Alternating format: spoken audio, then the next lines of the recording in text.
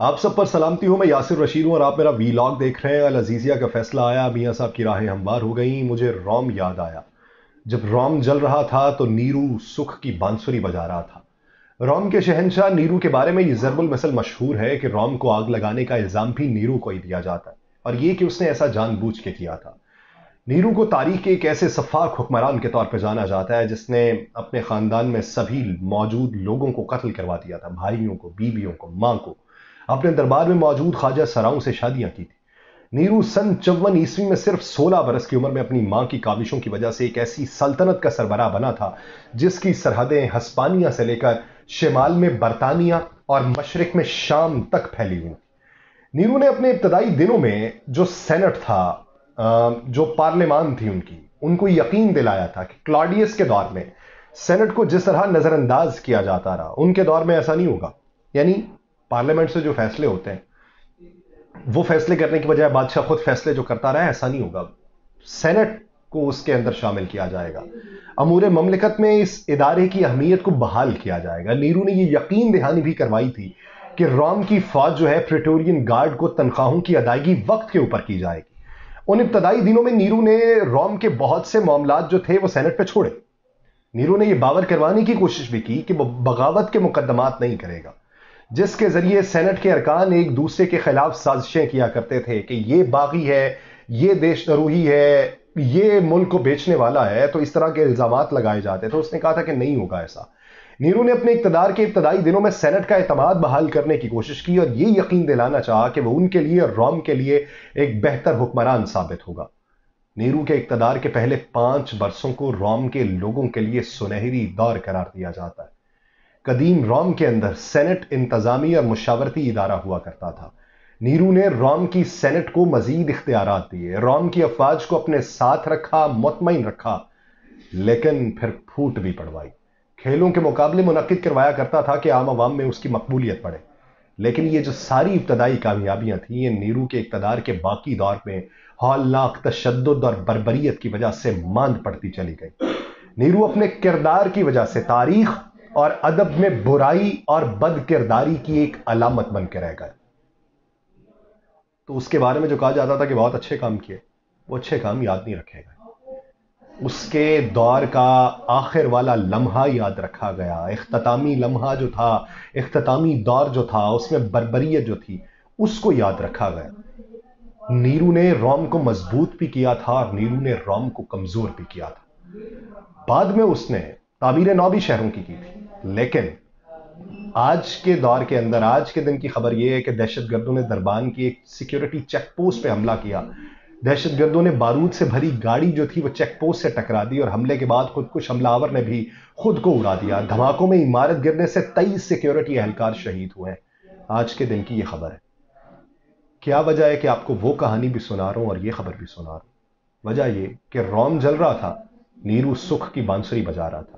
इस वक्त पाकिस्तान जल रहा है और बहुत से लोगों को सिर्फ अपने मुकदमात से बरी होना नसीब हो रहा है और कोई एक लफ्ज वो पाकिस्तान के हालात के ऊपर नहीं कह रहे। आज जो समात हुई है chief justice Islamabad high court justice Aamir Farooq और जस्टिस मियां गुल हसन औरंगजेब पर मुश्तमिल 2 रुकनी बेंच ने की है, फैसला महफूज किया। इस्लामाबाद हाई कोर्ट ने अल अजीजिया रेफरेंस वापस एहतसाब अदालत को भेजने की इस्तदा को मुस्तरद कर दिया था। उन्होंने कहा था कि हम मेरिट के ऊपर देखेंगे। वो जहां पे 121 के करीब समातें हुई, 117 के करीब समातें हुई, और इधर दूसरी समात के ऊपर ही इस्लामाबाद हाई कोर्ट ने मुख्तसर फैसला जारी कर दिया। अल अजीजिया रेफरेंस में नवाज शरीफ की सजा के खिलाफ अपील मंजूर करते हुए उन्हें केस में बरी कर दिया। इसमें मुझे एक नज़म याद आ रही है, लेकिन मैं अमूमी तौर पे ऐसे अल्फाज का इस्तेमाल नहीं करता। पिछले दिनों एक था कि प्रोग्राम तो बढ़ गया, मैं वो लफ्ज़ इस्तेमाल नहीं करता, लेकिन क्या करूं, हर जगह चल रहा है। क्या बताऊं दिल फिराके यार में क्या बढ़ गया, हो ना पाया फिर कभी आबाद ऐसा बढ़ गया। जंगलों में एक ही कानून चलता है मियां, यानी जो भी शेर से उलझा वो गोया बढ़ गया। एक मुखलिस रहनुमा क्या मिल गया इस कौम को, साजिशें इतनी हुई कि मुल्क सारा बढ़ गया। ये पाकिस्तान की मौजूदा सूरत हाल है। कोई फिक्र नहीं कि पाकिस्तान में क्या हो रहा है, कोई फिक्र नहीं कि सिक्योरिटी इदारों को क्या चैलेंजेस दरपेश हैं, कोई फिक्र नहीं कि मादर वतन के ऊपर हमारे सपूत जो हैं वो जाने निछावर कर रहे हैं। लेकिन हमें भूख है इक़्तिदार की। पाकिस्तान मुस्लिम लीग नून के कायद नवाज शरीफ साहब को 11 साल कैद की सजा सुनाई गई थी। 24 दिसंबर 2018 को इस्लामाबाद की एहतसाब अदालत ने साबिक वज़ीर आज़म नवाज शरीफ को अल अजीज़िया स्टील मिल्स रेफरेंस में 7 साल कैद और जुर्माने की सजा सुनाई थी। और रवां साल 26 अक्टूबर को इस्लामाबाद हाई कोर्ट ने नून लीगी कायद नवाज शरीफ की दरखास्त के ऊपर एवनफील्ड और अल अजीज़िया रेफरेंसेस में सजा के खिलाफ अपीलों को बहाल कर दिया था। और गुज़श्ता दिनों इस्लामाबाद हाई कोर्ट ने एवनफील्ड रेफरेंस के अंदर साबिक वज़ीर आज़म नवाज शरीफ की 11 साल कैद की सजा को कलअदम करार देके उन्हें बरी कर दिया था। जमानत नहीं दी थी, बरी कर दिया था। और ये मौजूदा सूरत हाल में है। इस मुकदमे की तफसीलात में अगर आपको बताऊं तो एक तरफ रखिए, तफसीलात बताता हूं, लेकिन सवाल ये पैदा होता है कि कोई किसी ने पूछा कि भाई जो सजाएं हुई अगर गलती की बुनियाद पे हुई तो जो गलती का किरदार अदा करने वाले थे उनसे कौन पूछे।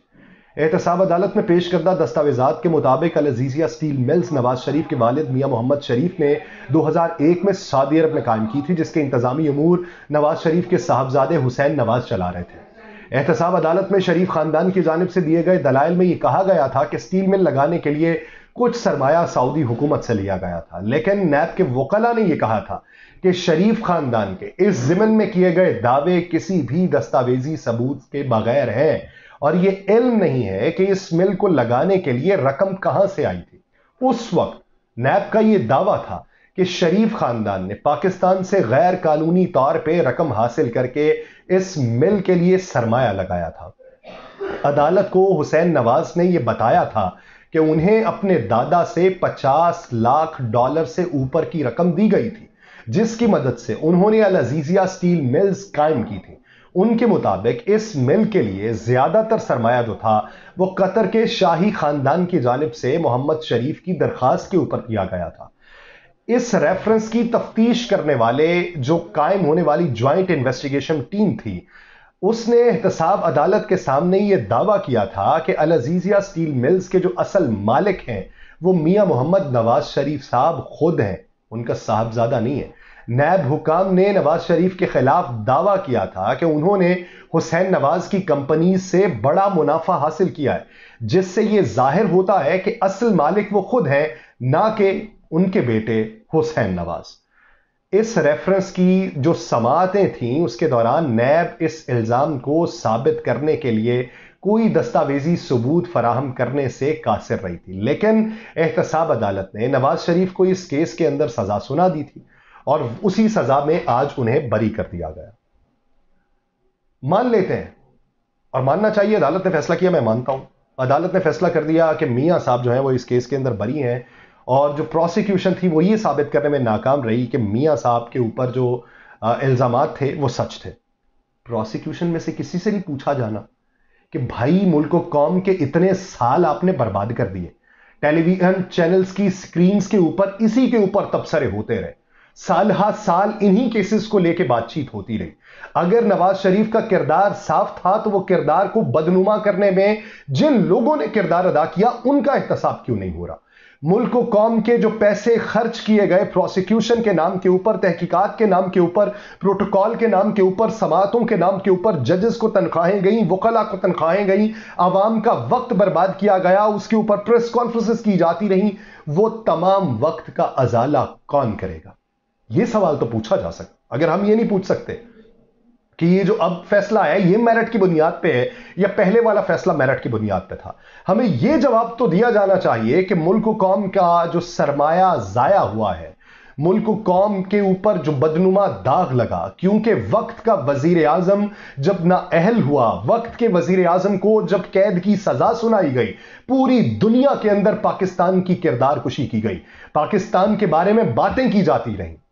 लेकिन अगर वो सब कुछ गलत था तो अगर अब सही हो रहा है तो जो लोग गलत कर रहे थे उन लोगों से पूछा जाना चाहिए। नैब की प्रोसिक्यूशन टीम को सामने खड़ा करके उनसे यह पूछें कि किन हकाइक की बुनियाद के ऊपर आपने यह केस दायर किया था, कौन सी तहकीकात थी जिस पे आपको यह लगा था कि मियां मोहम्मद नवाज शरीफ साहब ही हैं इसके असल मालिक।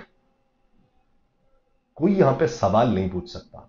वक्त गुजर गया, डंग टपाऊ पॉलिसी चल गई, मियां साहब बरी हो गए, लेकिन मियां साहब नारे लगा रहे, میاں صاحب بری ہونے کے ساتھ ساتھ نعرے لگاتے رہیں گے، لیکن این ممکن ہے کہ جس طریقے سے ایک شخص دوبارہ سے پھر اٹھا ہے، اور جنہیں زرداری صاحب اپنا بچہ کہا کرتے تھے، اس نے کل بیان دیا، میاں صاحب اس طرح بولتے رہے تو میاں صاحب کے کتنے پٹھو اٹھ کے پھر بیان دیں گے؟